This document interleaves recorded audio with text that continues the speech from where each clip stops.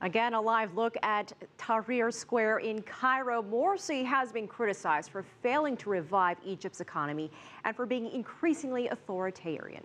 Let's take a closer look at his year in office and why he has experienced so much public outrage during his presidency. In June 2012, Morsi narrowly won the presidential election.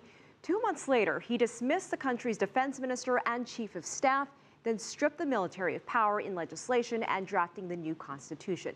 Then in December 2012, the new draft constitution was passed. It boosted the role of Islam and restricted freedom of speech and assembly. And then just last month, Morsi put Islamists in charge of almost half of Egypt's governorships, including a former member of an armed group. Now, there is a military ultimatum to oust Morsi from office. Protesters claim they have 22 million signatures calling for him to step down.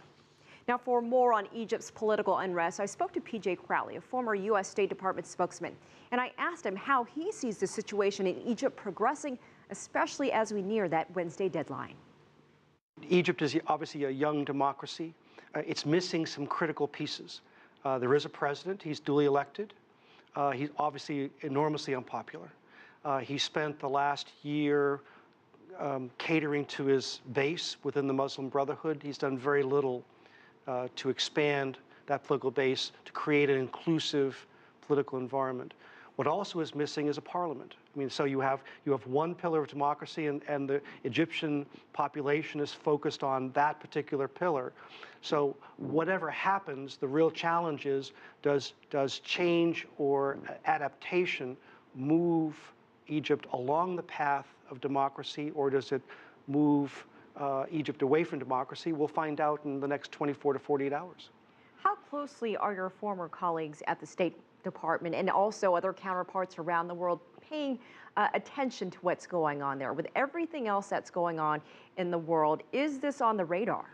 Not only is it on the radar, when you think about the Middle East and its future, which is obviously pivotal to the United States and to the world, how Egypt goes will say a lot about how the Middle East goes. I mean, we have rightfully paid an enormous amount of attention to the tragedy in Syria, 100,000 people, dead. But in terms of the future politics of the Middle East, whether it's democracy or some other form of representative government, giving the people of the Middle East a stake in their governments. If Egypt succeeds, the region has one outlook. If Egypt fails, that will have broader implications. Except that there's no future plan in place at the moment. There are all these protests. It's not like there's another person waiting in the wings to take over if Morsi even steps down. Absolutely. And I think we all expected with the transition to democracy in Egypt that Egypt would make mistakes. It's made political mistakes, but there are also very significant economic stakes, because not only do you see the political turmoil has had a dramatic effect on the Egyptian economy. So the choices that Egypt makes in the coming days will have implications in terms of U.S. assistance. If there's a military coup, U.S. assistance will be suspended. But if there's continued instability, it has implications in terms of the ability to Egypt to convince the international community, the IMF, the World Bank, to provide the funds that enable the Egyptian economy to grow. So all of this is tied together. What we do know, though, is that the solution has to occur within Egypt. Egypt will make good choices, bad choices, probably a mix of the two. This is not a challenge that can be solved or imposed from the outside. What about the military? You mentioned the military issuing this ultimatum. Was that a mistake? Do you think anything could come out of that? Are they prepared to act? Well, obviously, the military is a political institution, and they're political actors in this drama. The military did itself some good 2 years ago. It stood up for the Egyptian people.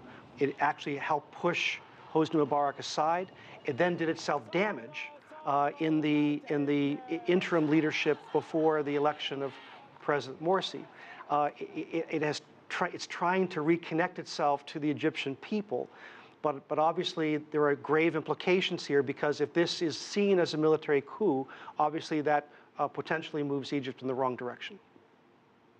All right, PJ Crowley, we appreciate your time and your insight. Thanks again. Thank you.